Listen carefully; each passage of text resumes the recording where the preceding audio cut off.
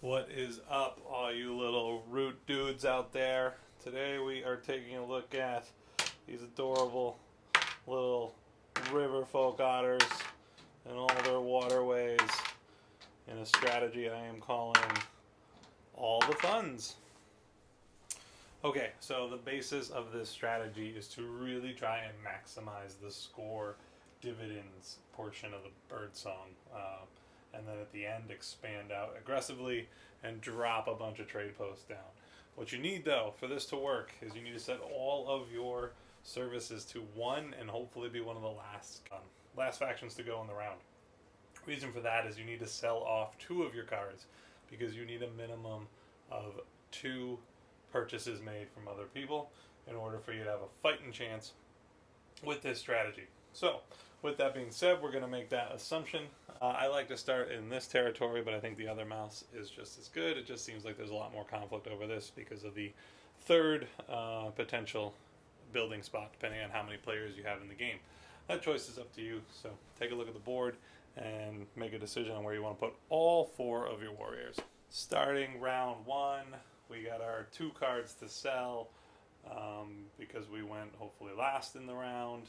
We had our services at one each, and that gives us five of these guys right here, total actions. So what we want to do for our first round is really simple. We have to move everything down to score dividends. At this point, we're going to commit to funds, and we're going to replace our hand, so there's some incentive. We're also looking for craftable items that we're going to have here when we build our trade post for the mouses. And then we're going to spend one of our warriors, not one of them, and we're going to recruit. And that's it. You want to make sure your services go to 3 or 4, your choice, but never lower than that. We're really going to try and benefit from this protectionism here and use that to slowly build up more and more troops, which is going to allow us to get more and more funds. Okay, start of round 2. So we are going to get two guys in the payments box. We don't score dividends yet because we are waiting on a trade post, which we're going to get this round, and then gathering all funds. So all of these move into here. Your only action this round is going to be to establish a trade post. So you're going to spend two of these guys and take a trade post, put it in the clearing. This is going to open up a lot of possibilities. You also get to add a warrior with it. So now you got 6 guys in there to protect and for you to start crafting, hopefully on these cards here. Keep your services at 3 or 4. You can adjust as need be, and then score yourself 2 VPs for placing the trade post. All right, round 3. This is where things start to get fun and the game will start to get real interesting. So first things first, we're using our protectionism. 2 guys in here. Scoring dividends is going to give us 2 VPs to push us to 4. And then at this point, what you want to be careful of is you can no longer spend guys because you want to keep building more and more into your score dividends. So you want to do about 2 actions around. You can either draw, which I recommend because you want to try and encourage people to get cards. You also want to see if you have any cards, or we can do some crafting. So if we craft here, let's say the root T, for example, we'll do that. That just costs us a commitment over here.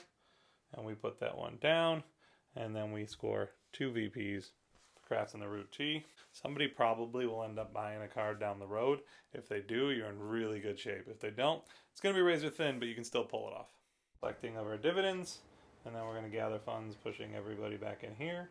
And you can see we're just slowly keep building this up because we're only spending 2 actions around, but we're not spending any of them. We're just committing them, putting them into the commitments box.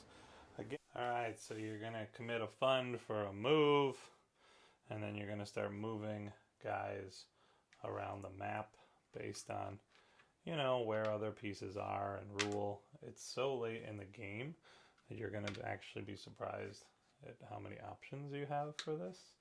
3 moves total. You can, the cool part about being right here is it opens up, you know, this territory, this territory, this one, this one, this one. You have a ton of options. And then start spending, put your trade posts in 2 there. Spending. Put my trade post in here. Get another 2. And I'll spend 2 more. Put my trade post in. We'll go all the way over here. Get another 2 more. There might be times earlier in the game where like a cat player or bird or something builds a roost or something through there. You have the opportunity to attack it. Take advantage of that. Try and get a couple extra points there. Sometimes you can get a better crafting draw. This was a pretty normal craft draw, but if you can get a better one, you can get a couple more VPs. But the real factor is if you can get just one commitment of 3 or 4, depending on what your service box is, from one of these other troops, that gives you just enough. It's really key to do the trade post at the end when you know you have enough victory points to get to 30 and do the win. Give it a go, all the funds, and let me know what you think next time you play the Riverfolk. Thanks for watching. You guys have a great day.